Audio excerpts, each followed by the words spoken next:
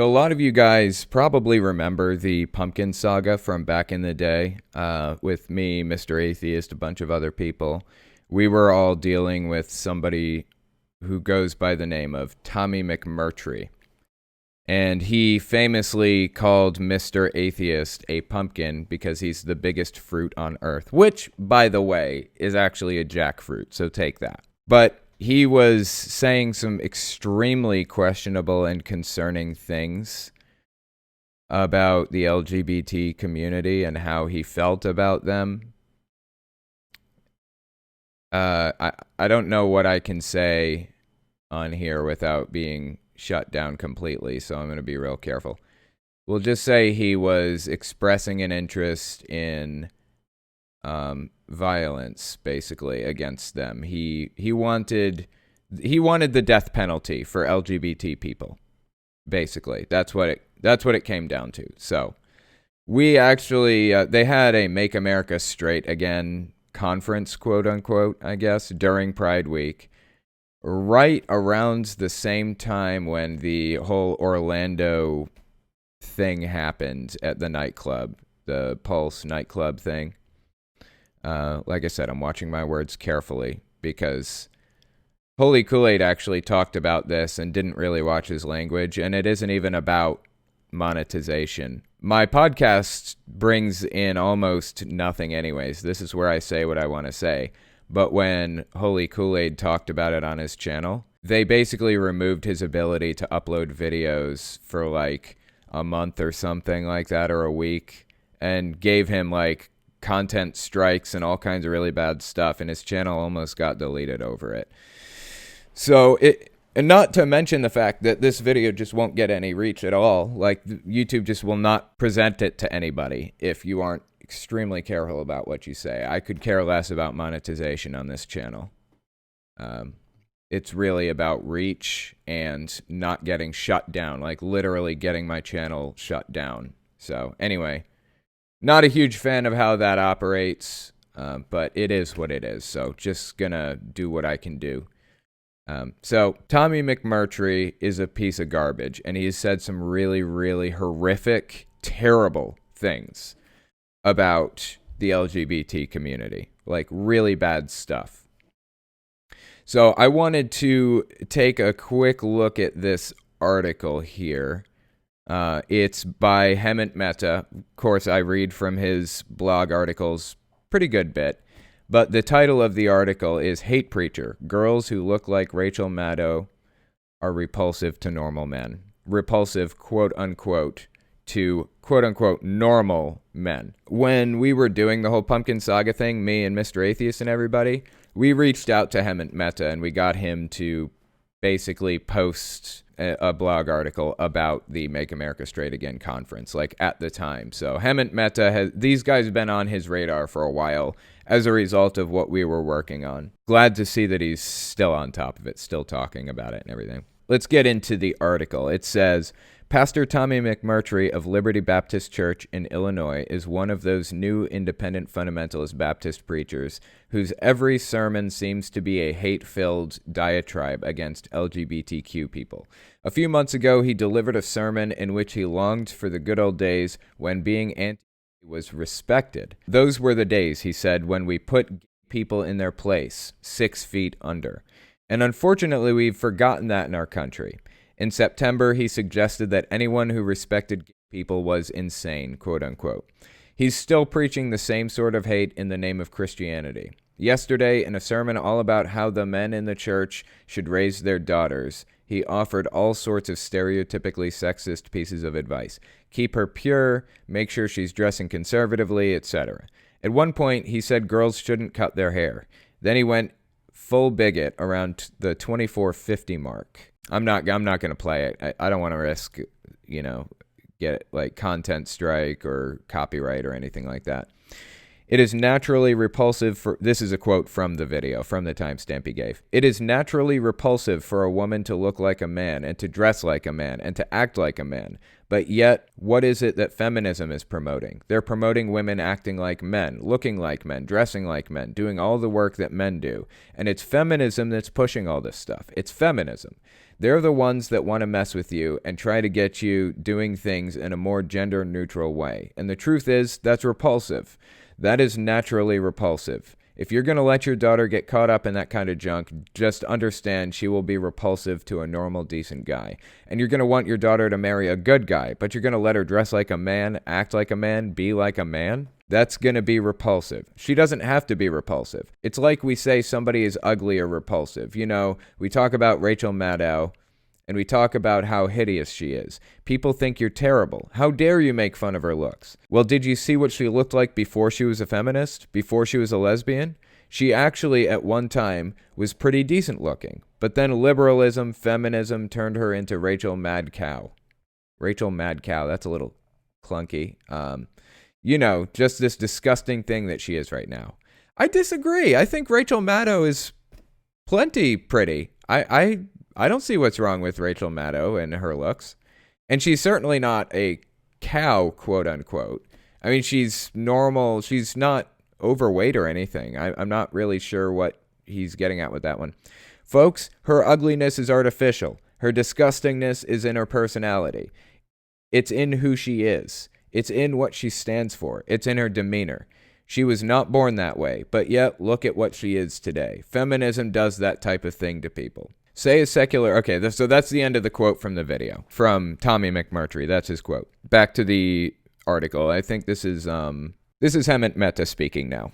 Say a secular prayer for the girls who have men like this as fathers. This isn't a sermon. It's just vileness under the guise of spreading Christianity. It's creating a congregation of men who think they must control their daughters before handing them off to other men just like them. It's bad enough when you say all that using polite language, quote unquote. At least McMurtry's rhetoric matches the cruelty inside Christians like these. By the way, just minutes later, he lashes out against people who shave their heads as a form of breast cancer awareness. Are you kidding me? Saying it's always the ugly women that do it. Are you serious? Breast cancer awareness is fair game now for McMurtry? Give me a break. This is crazy. The irony in all this is that he's creating a template for men to raise daughters so they end up with men just like him. If that's your idea of a good man, good luck to you. Yeah, Tommy McMurtry is genuinely a terrible person. There's nothing good about this guy. He's a terrible guy. He is under the wing of Steven Anderson, basically. And a lot of you guys probably know Steven Anderson. He's the founder and or leader of the New Independent Fundamentalist Baptist Church. It is most definitely a cult in the truest sense. It's beyond just evangelical Christian, and they're filled with hate. Now, I've talked about this before. I don't believe in censorship under almost any circumstances. I think no matter how vile it is, the thing that you have to say doesn't matter. You have the right to say it. Because I enter every situation understanding that it's possible I could be wrong. Now, obviously, I don't think that I'm wrong in anything that I believe right now. Because if I did think I was wrong, I wouldn't think that way anymore. That's how it works. Everybody thinks that they're correct in their way of thinking. But you have to understand that you are probably wrong about some things that you believe. I'm probably wrong about some things I believe. You have to understand that going into literally any conversation, you might be the one in the wrong. So you have to allow people to say what they have to say. You have to allow me to say what I have to say, and I will grant you the same courtesy, no matter how vile. Stefan Molyneux, for example, says some real vile stuff. Absolutely disgusting stuff. The guy is a monster, honestly. But I don't want to see his platform taken from him. I don't want to see him silenced. Certainly not by force. But I do have a line. My line is, hey, it's snowing outside. Fucking awesome. Anyway, my line is, The moment you start advocating for violence is the moment you lose your right to that platform. The moment you start saying that we should hurt somebody or whatever, that's when it's over for me. I'm not interested in what you have to say anymore, and I'm not interested in protecting your right to say it anymore. If you start inciting violence, I'm done. So Stefan Molyneux has not directly incited violence. He has not directly said, I believe that people should X or Y. I believe that people should be have the death penalty in this case or that case. He hasn't said any of that stuff. Tommy McMurtry, Steven Anderson, all these other guys, they have said it. And so I don't believe that they should have a platform anymore, honestly. There may be cases in which Stefan Molyneux has called for violence. If that's the case, I want his platform yanked too. As of this moment, Sargon of Akkad, I am unaware of any time when he has called for violence, so I don't want his platform yanked. I am unaware of a time when Stefan Molyneux has directly called for violence, so I don't want his platform yanked. I am unaware of a time when what's his name originally from Breitbart, Milo Yiannopoulos, that's it. I'm unaware of a time when Milo Yiannopoulos has called for violence, so I don't want his platform yanked. I try to be as liberal as possible as far as allowing people to speak goes. They have all three of those people have vile, disgusting things to say, and they are of no value. The things that they have to say, in my eyes, are of no value. They are actively causing harm. I will even go that far. But they have the right to say it. These guys do not anymore, in my eyes. The NIFB does not have a right to speak in front of a crowd anymore because they have actively called for the deaths of these groups or that group, these minorities. That's unacceptable. That crosses my line. So there are cases in which things that people say lead to something called stochastic terrorism. So this is the definition of stochastic terrorism: the public demonization of a person or group resulting in the incitement of a violent act, which is statistically probable, but whose specifics cannot be predicted. Here's its use in a sentence. The lone wolf attack was apparently influenced by the rhetoric of stochastic terrorism. So it's kind of a complicated thing. Like you can't just say that Stefan Molyneux is 100% nonviolent. His rhetoric is nonviolent, but the things that he says sometimes do lead to violence, and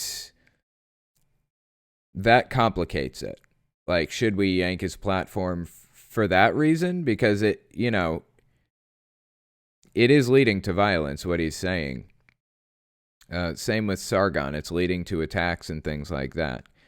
But in my eyes, the line is actively saying that you want this thing to happen. And like I said, the NIFB crossed that line. They said that they want... just right here, look in this. Okay, he said he longed for the good old days when being anti-gay was respected.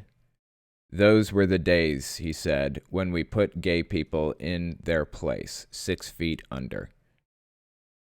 So that is directly saying, I want this thing to happen. It's pretty direct.